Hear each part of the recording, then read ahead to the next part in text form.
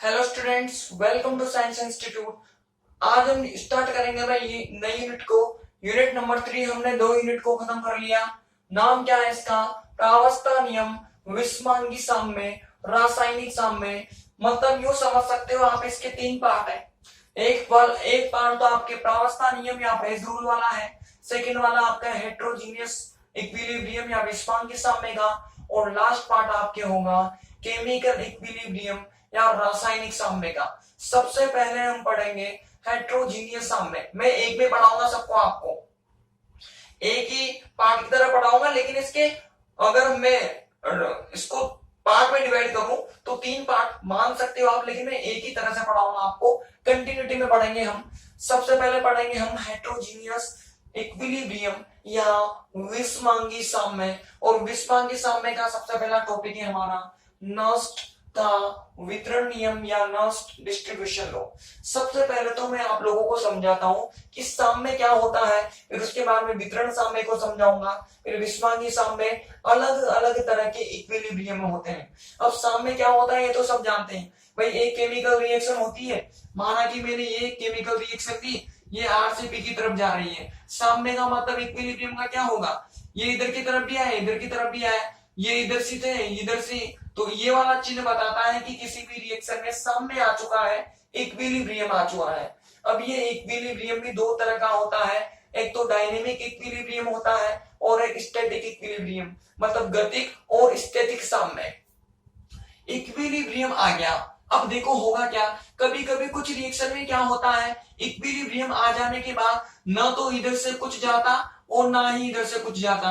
Equilibrium आ जाने के बाद ये भी कांस्टेंट हो गया, ये भी कांस्टेंट। इधर से ये नहीं जाएगा, इधर से ये नहीं जाएगा, मतलब ये आगे वाली और पीछे वाली दोनों रिएक्शंस रुक जाती है, स्टॉप हो जाती है इक्विलिब्रियम आते ही। इस तरह का जो इक्विलिब्रियम या साम्य होता है उसे स्टैटिक या स्टैटिक इक्विलिब्रियम बोलते हैं, जहां पर दोनों रिएक्शन की जो रेट है वो 0 हो जाती है। आए बात समझ में? इनकी रेट बिल्कुल 0 हो जाएगी, तो उस वाली कंडीशन को बोलोगे स्टैटिक इक्विलिब्रियम। अब डायनेमिक का मतलब होता है कि इक्विलिब्रियम आ गया, अब इधर से जाने की वाली रेट और इधर से आने वाली रेट दोनों बराबर होगी। अब ये क्रियाएं होती रहेंगी। अगर इधर से इधर 50 मॉलिक्यूल गए तो इधर से इधर भी 50 आ जाएंगे। तो बताओ फाइनल तो सेम ही रहा। इधर से इधर 40 गए तो इधर से इधर 40 आ जाएंगे, मतलब इसकी रेट और इसकी रेट दोनों की रेट बराबर होगी। यहाँ तो रेट 0 हो गई थी, रुक गई थी, यहाँ पर रेट है लेकिन बराबर है, इक्विलिब्रियम मेंटेन हो रहा है। ये कंडीशन कहलाएगी डायनेमिक इक्विलिब्रियम या गतिक साम्य। स्टैटिक क्या होता है, डायनेमिक क्या होता है, दोनों आप समझ गए। अब एक और वर्ड चलते हैं, समांगी और विषमांगी। समांगी या विषमांगी का मतलब है कि मैंने दो चीजों को घोला, अगर वो दोनों चीजें एक दूसरे में कंप्लीटली डिसोल्व हो गई, पूरी तरह से एक दूसरे में घुल गई, तो इस कंडीशन में मैं क्या बोलूंगा, उस पात्र में मैं कहीं भी जाऊं, ऊपर जाऊं, नीचे जाऊं, लेफ्ट जाऊं, राइट जाऊं, हर तरफ मुझे उनका जो केमिकल कंपोजिशन होगा वो एक जैसा मिलेगा, एक समान मिलेगा। एक समान केमिकल कंपोजिशन या रासायनिक संगठन हो गया तो कौन सी कंडीशन होगी, समांगी वाली या होमोजीनियस वाली। अगर इस कंडीशन में इक्विलिब्रियम आ रहा हो तो उसे क्या बोल दोगे आप, समांगी साम्य बोलोगे या होमोजीनियस इक्विलिब्रियम बोलोगे। लेकिन सपोज करो वो कंप्लीटली डिसॉल्व नहीं हुए, पूरी तरह से घुलनशील नहीं है। जैसे कि मैंने क्या किया, ये मैंने एक पात्र लिया, ठीक है, एक मैंने पॉट लिया, वेसल लिया, जो भी आप इसे कहना चाहो कह सकते हो। एक पोट या मैंने वेसल लिया, इस वेसल में मैंने पहले कोई एक पदार्थ घुला हुआ था, पहले कोई मैंने एक विलायक घोला हुआ था। ये मैंने एक विलायक को घोला हुआ है, इसको मैंने क्या बोल दिया, ये मैंने बोल दिया इसको विलायक फर्स्ट, या इसको मैंने क्या बोल दिया, सोलवेंट 1 बोल दिया। ऐसे मैंने इसको आधा भरा हुआ है, कुछ आधी मात्रा भरी हुई है। अब मैंने इसके अंदर दूसरा विलयन डाल दिया, दूसरा विलायक मतलब दूसरा द्रव डाल दिया, उसको मैंने क्या बोल दिया भाई, विलायक सेकंड बोल दिया। अब ये दोनों विलायक इस नेचर के हैं कि न तो ये इसमें पूरी तरह घुलता और न इसमें पूरी तरह घुलता। जैसे कि एग्जांपल दो, वाटर एंड ऑयल, मतलब जल और तेल का मिश्रण। बताओ दोनों पूरी तरह घुलते हैं क्या? नहीं घुलते। अगर मैं जल में तेल मिलाऊं या तेल में जल मिलाऊं तो होगा क्या? सारा का सारा तेल ऊपर की तरफ रहेगा, तो ऊपर की तरफ तो मुझे तेल ज्यादा मात्रा में मिलेगा और नीचे की तरफ जो ऑयल है वह कम अमाउंट में मिलेगा। कंपोजिशन बदल गया, ऊपर की तरफ ज्यादा है, ऊपर की तरफ तो ऑयल ही ऑयल है, नीचे की तरफ वाटर ही वाटर है, मतलब अलग अलग अमाउंट है। ऊपर की तरफ ऑयल के अमाउंट ज्यादा है, नीचे की तरफ वाटर के अमाउंट ज्यादा है। कंपोजिशन बदल गया तो कौन सी कंडीशन आ गई? हेट्रोजीनियस कंडीशन आ गई, विषमांगी कंडीशन आ गई। अगर यहाँ पर साम्य स्थापित हो रहा हो उसे क्या बोलोगे आप? हेट्रोजीनियस इक्विलिब्रियम या विषमांगी साम्य बोलोगे। तो यहाँ भी वही वाली कंडीशन है, न तो ये इसमें पूरी तरह घुलता न इसमें पूरी तरह घुलता। तो आपको इस तरह से क्या मिलेगी भाई? एक परत मिलेगी, एक सरफेस बन जाएगी जिसकी इस तरफ तो पूरा का पूरा ये नजर आएगा और इसकी इस तरफ पूरा का पूरा ये नजर आएगा। इस वाले भाग में ज्यादा मात्रा इसकी रहेगी लेकिन थोड़ी बहुत इसकी भी रहेगी, क्योंकि थोड़ा बहुत घुलता है, पूरी तरह से नहीं घुलता, थोड़ा बहुत तो घुलता है। इस वाले पार्ट में ज्यादा मात्रा इसकी रहेगी लेकिन थोड़ा बहुत आपको ये भी मिलेगा। तो यहाँ पर ये वाला ज्यादा, यहाँ पर ये वाला ज्यादा, अलग अलग हो गया। तो कौन सी कंडीशन होगी? विषमांगी या हेट्रोजीनियस कंडीशन होगी। आई बात समझ में? अब मैंने क्या किया, इन दोनों के अंदर मैंने एक सोल्यूट घोला। सोल्यूट का मतलब मैंने क्या घोला? एक विलय को घोला, विलय को घोला। अब वो विलय इस नेचर का होना चाहिए कि वो थोड़ा बहुत इसमें घुले, थोड़ा बहुत इसमें घुले, मतलब दोनों में घुलना चाहिए। ये जरूरी नहीं है बराबर घुले, अलग अलग घुले, बराबर घुले, कैसे भी घुले, लेकिन दोनों में घुले। ऐसा नहीं इसमें तो घुलता ही ना हो, इसमें तो इसमें भी डिजोल्व होना जरूरी है उसका, और इसमें भी डिजोल्व होना जरूरी है। ऐसा आपको सोल्यूट लेना है, विलय लेना है। तो मैंने एक ऐसा विलय लिया और ये सारा का सारा काम करना है आपको स्थिर ताप पर। स्थिर ताप पर मैंने इन दोनों अमिश्रणीय विलायकों में, अब ये कैसे हो गए अमिश्रणीय, नॉन मिक्सिबल सॉल्वेंट, मतलब जो पूरी तरह से एक दूसरे में नहीं घुलते, इनमें मैंने किसी सोल्यूट को मिलाया। सोल्यूट को मिलाने पर माना कि कुछ अमाउंट इसके अंदर घुली, उसको मैंने C1 बोल दिया। थोड़ी बहुत अमाउंट इसके अंदर घुलेगी, मैंने उसको C2 बोल दिया। ठीक है, इसमें भी कुछ न कुछ मान घुला होगा, C1 घुल गया, इसमें भी कोई ना कोई वैल्यू घुली होगी, C2 बोल दिया। सपोज करो इस विलय की स्टार्टिंग में इसमें ज्यादा मात्रा घुल गई, मान कर चल रहा हूं मैं, माना कि ये विलय मैंने मिलाया और स्टार्टिंग में कुछ ऐसा हुआ कि इस विलायक सेकंड में ज्यादा मात्रा घुल गई, इसके अंदर मोर अमाउंट घुल गई, इसके अंदर कम अमाउंट घुली। तो धीरे धीरे क्या होगा, यहां से ये निकल निकल कर कहां आएगा, इसके अंदर आएगा, क्योंकि इन दोनों में इक्विलिब्रियम होगा, दोनों मिला रखे मैंने, तो दोनों इस तरह से घुलेंगे कि यहाँ पर और यहाँ पर लगभग लगभग लगभग क्या हो, ये मेंटेन हो जाए। तो ज्यादा मात्रा अगर यहाँ पर घुल जाएगी तो ये धीरे धीरे निकलकर इस नीचे की तरफ आने लगेगा। ठीक उल्टा हुआ, यहाँ पर ज्यादा घुल गया होता, यहाँ पर मोर डिजोल्व हो जाता, तो फिर यहाँ से ऊपर की तरफ जाता, तो मतलब ये धीरे धीरे करके ऊपर की तरफ जाता, ऊपर पहले इधर की तरफ गया फिर ऊपर की तरफ गया वापस, मतलब यहाँ पर क्या हो गया भाई, साम्य की स्थापना होगी। अब जरूरी नहीं है ये दोनों सांद्रताएं एक दूसरे के समान हो, अलग अलग होगी, क्योंकि इनकी नेचर अलग अलग है। इसकी नेचर के अकॉर्डिंग इसमें C2 घुल जाएगा, इसकी नेचर के अकॉर्डिंग इसमें C1 घुल जाएगा। ये C1 और C2 कब होगा, जब इन दोनों में साम्य की स्थापना हो चुकी होगी, जब इसके अंदर और इसके अंदर इक्विलिब्रियम आ चुका होगा। उस इक्विलिब्रियम पर इसमें C1 कंसंट्रेशन है, इसमें C2 कंसंट्रेशन है।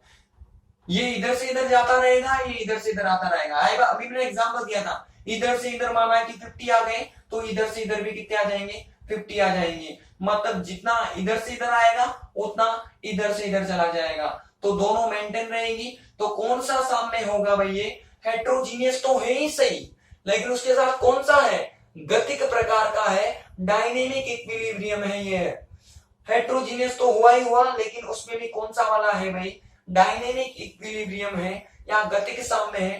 तो यह एक गतिक साम्य होता है, विषमांगी साम्य। ठीक है, अब यहां पर नष्ट का नियम क्या कहता है भाई, नष्ट का नियम कहता है कि जब स्थिर ताप पर स्थिर ताप पर किसी दो अमिश्रणीय विलायकों में किसी विलय को घोला जाता है तो उन विलायकों में उस विलय की घुलने वाली सांद्रता का अनुपात, इसमें कितनी कंसंट्रेशन है C1, नीचे वाले में कितनी है C2, इन दोनों का अनुपात सदैव एक नियतांक होता है और उसे प्रदर्शित किया जाता है Kd से। इस Kd को नष्ट गुणांक, वितरण गुणांक या विभाजन गुणांक बोलते हैं। इसको आप नष्ट कोफिशिएंट बोल सकते हो, डिस्ट्रीब्यूशन कोफिशिएंट बोल सकते हो, या तो नष्ट कोफिशिएंट या डिस्ट्रीब्यूशन कोफिशिएंट। आई बात समझ में? ये सारा का सारा काम होता है स्थिर ताप पर। तो दो नॉन मिसिबल सॉल्वेंट लेने हैं, उनमें किसी सॉल्वेंट को डिसोल्व करना है तो इक्विलिब्रियम पर इसमें और इसमें डिसोल्व होने वाली कंसंट्रेशंस का जो रेशियो होता है वह रेशियो ऑलवेज कांस्टेंट होगा और उसे Kd से रिप्रेजेंट किया जाता है। Kd को नष्ट कोफिशिएंट या डिस्ट्रीब्यूशन कोफिशिएंट बोलते हैं भाई। ठीक है, इसे कहा जाता है नष्ट का वितरण नियम। लिखो इसके अंदर, इस नियम के अनुसार, इस नियम के अनुसार स्थिर ताप पर जब किसी विलय को दो अमिश्रणीय, स्थिर ताप पर जब किसी विलय को दो अमिश्रणीय विलायकों में घोला जाता है तो दो अमिश्रणीय विलायकों में घोला जाता है तो विलय की उन विलायकों में घुलने वाली सांद्रताओं का अनुपात, विलय की उन विलायकों में घुलने वाली सांद्रताओं का अनुपात सदैव नियतांक होता है, सदैव नियतांक होता है, जिसे वितरण गुणांक अथवा विभाजन गुणांक या नष्ट गुणांक कहते हैं। जिसे वितरण गुणांक, विभाजन गुणांक या नष्ट गुणांक कहते हैं। इसे Kd से प्रदर्शित करते हैं, इसे Kd से प्रदर्शित करते हैं। डायग्राम बनाओ और नीचे की तरफ फॉर्मूला लिख लो भाई।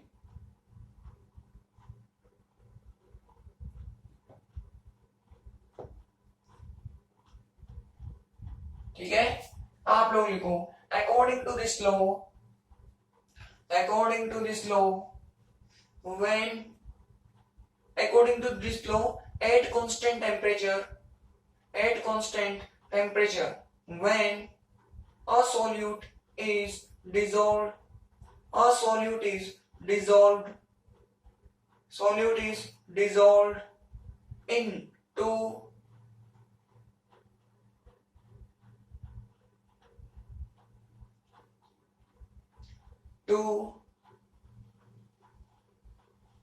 non-miscible solvents, to non-miscible solvents, then concentration of solute in both solvents, concentration of solute in both solvents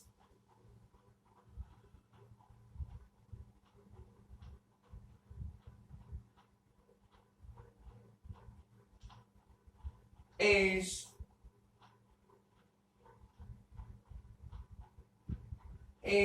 a constant which is called distribution constant or Nernst constant, distribution constant or Nernst constant।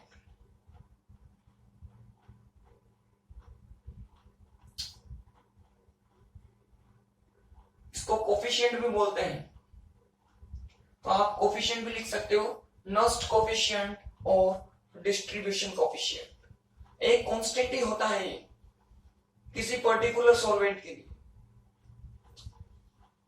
Diagram बनाओ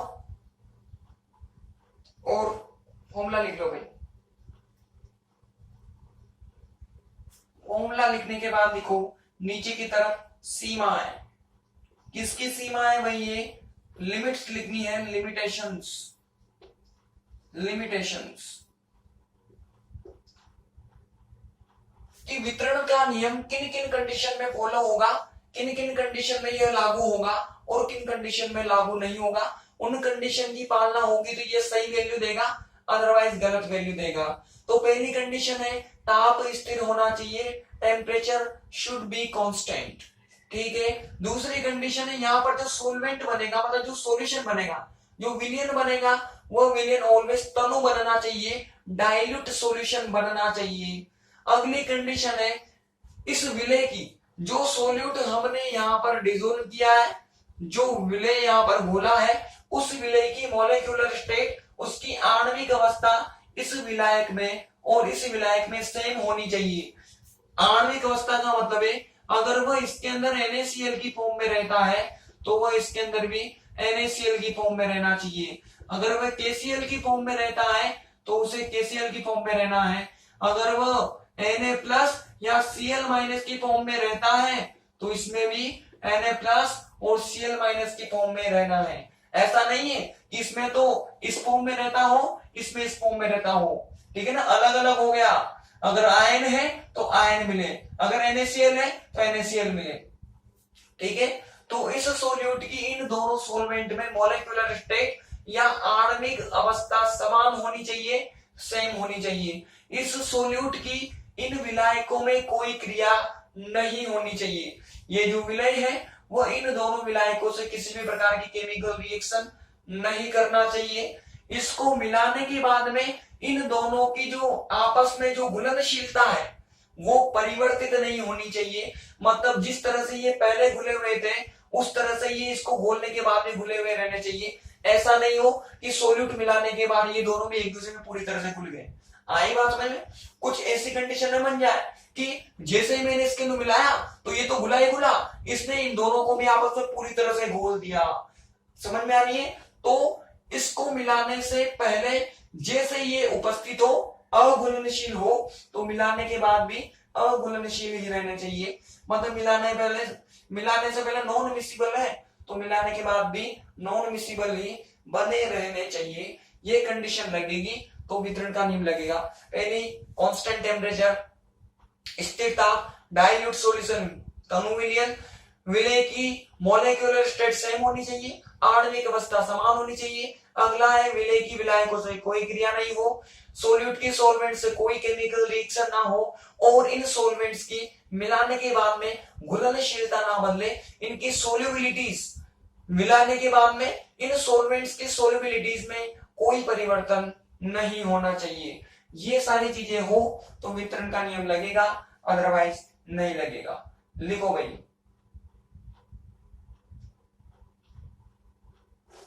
वितरण के नियम की निम्न सीमाएं हैं। वितरण के नियम की निम्न सीमाएं हैं। नंबर 1, ताप स्थिर होना चाहिए। ताप स्थिर होना चाहिए। आप लोग भी साथ में लिख लो। नंबर 1 लिखो भाई, temperature must be constant. Temperature must be constant. Temperature must be constant. अगला लिखो, विलयन तनु होना चाहिए। विलयन तनु होना चाहिए। Solution must be diluted. Solution must be diluted. अगला, विलय की विलायकों से कोई क्रिया नहीं होनी चाहिए। विलय की विलायकों से कोई क्रिया नहीं होनी चाहिए।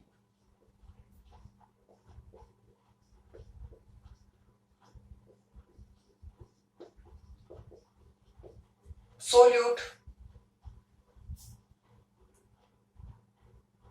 should not react with solvents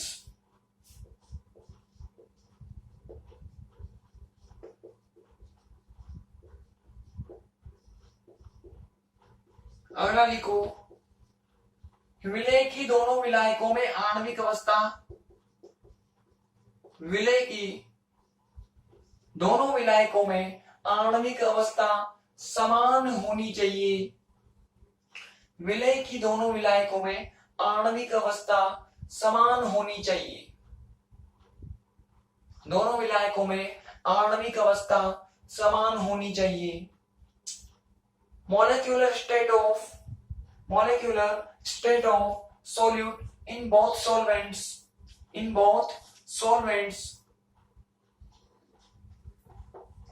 must be same,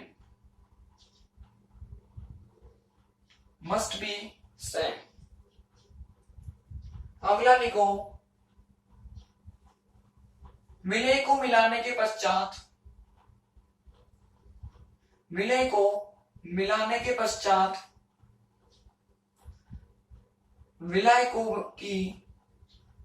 विलायकों की आपस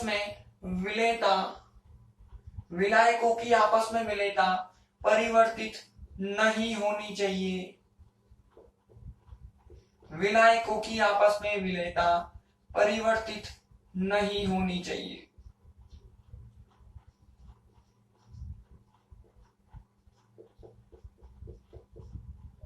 After mixing of solute,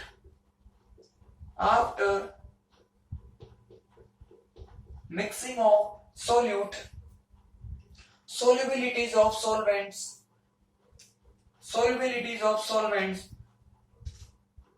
should not change. Solubilities of solvents should not change.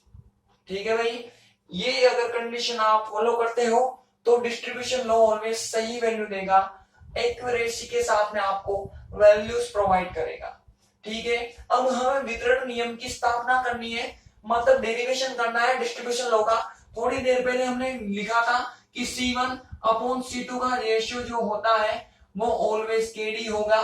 तो ये बात हमें प्रूव करनी है, क्या इन दोनों का जो रेशियो है वो कांस्टेंट होता है।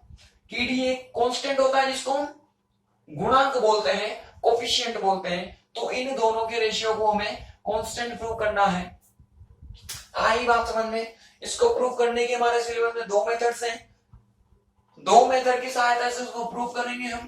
पहला जो मेथड है हमारे सिलेबस में वो है भाई गतिक विधि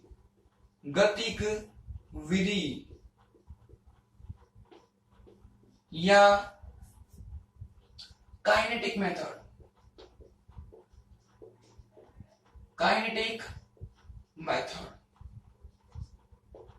ठीक है, काइनेटिक मेथड की सहायता से प्रूव करेंगे। हमें पता है डिस्ट्रीब्यूशन लॉ में करते क्या है भाई, दो सोलवेंट लेते हैं, उनमें किसी विलय को बोलते हैं, इसमें घुलने वाली सांद्रता को C1 बोला जाता है, इसमें घुलने वाली सांद्रता को C2। इसकी कंसंट्रेशन C1 और इसकी कंसंट्रेशन C2। होता क्या है भाई, इधर की इधर भी है, यहां से यहां की तरफ भी आता है और यहां से यहां की तरफ भी आता है। मतलब इसमें एक डायनेमिक इक्विलिब्रियम की स्थापना होती है। डायनेमिक इक्विलिब्रियम होता है या गतिक साम्य होता है। इधर से इधर आने की माना की जो रेट हो उसको मैंने R1 बोल दिया, इधर से इधर जाने की जो रेट हो उसको मैंने R2 बोल दिया। डायनेमिक है ना, तो इधर से इधर आने की कोई ना कोई रेट होगी, वो R1 हो जाएगी। इधर से इधर जाने की जो रेट होगी उसको मैंने R2 बोल दिया। सही है, यहां से यहां आने की मैंने डायनेमिक बोला था, तो इधर से इधर आएगा तो R1, इधर से इधर जाएगा तो R2 हो जाएगा। तो यहां से हम लिख सकते हैं कि R1 किसके समानुपाती होगा, केमिकल काइनेटिक्स याद करो, किसी अभिक्रिया का वेग उसमें भाग लेने वाली सांद्रताओं के समानुपाती होता है। Rate of any chemical reaction is directly proportional to concentrations of reactant. तो इस रिएक्शन के लिए जब ये इधर की तरफ हो रही है तो इस रिएक्शन के लिए रिएक्टेंट का काम कौन करेगा, C1। और इस रिएक्शन ये वाली इधर से इधर जा रही है, इस रिएक्शन के लिए रिएक्टेंट का काम करेगी C2। तो R1 directly proportional to C1। आई बात समझ में, ये इक्वेशन नंबर 1 हो जाएगी and R2 directly proportional to C2 हो जाएगा। ये इक्वेशन नंबर 2 हो जाएगी। दिस एम्प्लाइज, आप जानते हो जैसे ही कांस्टेंट को रिमूव करेंगे तो हमें एक कांस्टेंट लगाना पड़ेगा, उसको रेट कांस्टेंट बोलते हैं, वेग नियतांक बोलते हैं। तो मैंने K1 लगा दिया और ये C1 हो जाएगा। इसी प्रकार से यहाँ भी हमें एक कांस्टेंट लगाना पड़ेगा, इसको हमने K2 बोला और ये C2 हो जाएगा। इक्वेशन नंबर 4 हो गई। आई बात समझ में? अभी तक देखो हमने केमिकल काइनेटिक्स से लिखा सारा का सारा। अब आप जानते हो साम्य पर या एट इक्विलिब्रियम। बताओ इक्विलिब्रियम पर क्या होगा? मैंने क्या बताया था कि इधर से इधर और इधर से इधर जाने की जो रेट है वो बराबर हो जाएगी। यहां से यहां 40 आता है तो यहां से यहां भी 40 जाएगा, मतलब दोनों की दोनों रेट बराबर हो जाती है, दोनों रेट इक्वल हो जाती है। यही समझाना था। तभी आप क्या बोलोगे? इक्विलिब्रियम बोलोगे, साम्य बोलोगे उसे। तो साम्य पर होगा क्या? R1 बराबर R2 हो जाएगी। ये R1 R2 दोनों बराबर हो जाएगा। देन हम क्या लिख सकते हैं भाई? हम लिख सकते हैं R1 की वैल्यू ये रही, R2 की वैल्यू ये रही। ये R1 का मान डाल दो, कितना हो गया भाई? ये K1 C1 और इधर की तरफ हो जाएगा K2 C2। हमें C1 अपॉन C2 निकालना है ना, तो C2 को इधर भेजो। दिस एम्प्लाइज, तो ये C1 अपॉन C2 हो गया, ये बराबर इसको उधर की तरफ भेजोगे तो क्या हो जाएगा भाई? K2 अपॉन K1 हो जाएगा। अब K2 भी कांस्टेंट, रेट कांस्टेंट है ना, कांस्टेंट है एक प्रकार का। ये भी वेग नियतांक, ये भी वेग नियतांक, ये भी कांस्टेंट, ये भी कांस्टेंट। दोनों को भाग लगाओगे, दोनों का डिवाइड करोगे तो एक नया कांस्टेंट बनेगा। उस नए कांस्टेंट को मैंने KD से रिप्रेजेंट कर दिया। ये भी कांस्टेंट, ये भी कांस्टेंट, डिवाइड लगाओगे तो एक नया कांस्टेंट। वो जो नया कांस्टेंट बना उसको मैंने KD से रिप्रेजेंट कर दिया। तो KD क्या हो जाएगा हमारा? डिस्ट्रीब्यूशन कोएफिशिएंट हो जाएगा, वितरण गुणांक हो जाएगा। मैंने कहा था KD एक कांस्टेंट ही होता है, नियतांक ही होता है, रिप्रेजेंट KD से करते हैं। तो हमने वितरण नियम की स्थापना कर दी, किसके द्वारा की भाई? हमने गतिक विधि के द्वारा। आई बात समझ में? जहां पर ये KD कांस्टेंट होगा और नाम क्या होगा? डिस्ट्रीब्यूशन कांस्टेंट या वितरण गुणांक होगा। गतिक विधि की सहायता से वितरण का नियम आ चुका है।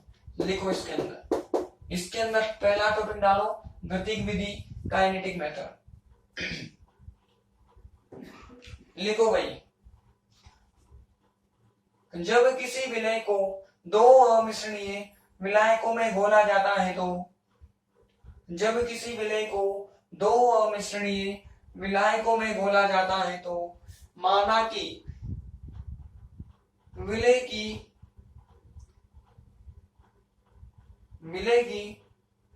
विलायकों में सांद्रता क्रमशः, माना कि विलय की विलायकों में सांद्रता क्रमशः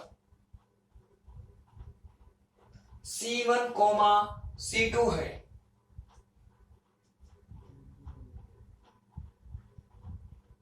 तथा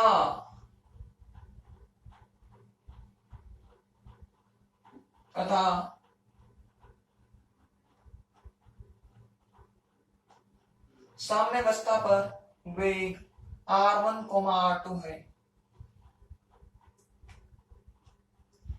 तब R1, R2 है, तब डायग्राम बनाओ और पूरा लिख लो।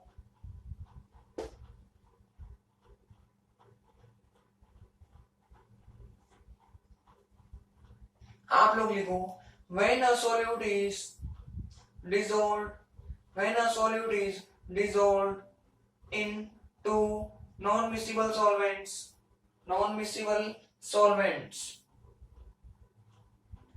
suppose concentrations of solute in solvents are C1 and C2 and rate at the equilibrium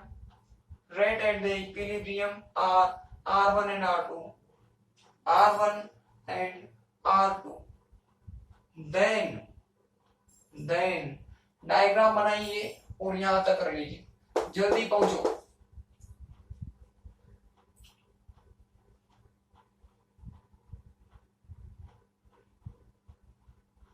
कर लिया होगा आप लोगों ने। स्क्रीनशॉट लेके या वीडियो को पॉज करके करना है, आपको पता है बात। लिखो इसके नीचे, जो कि वितरण का नियम है, जो कि वितरण का नियम है। आप लोगों ने भी कर लिया होगा स्क्रीनशॉट लेके। लिखो which is distribution law, which is distribution law. ठीक है, ये हो गई काइनेटिक मेथड या गतिक विधि। कल बात करेंगे हम थर्मोडायनेमिक मेथड की या ऊष्मागतिक विधि। ऊष्मागतिकी की सहायता से हम वितरण के नियम की स्थापना करेंगे, इसका डेरिवेशन करेंगे। इसमें जो भी दिक्कत हो आप मुझे कमेंट कर सकते हैं। कल मिलते हैं।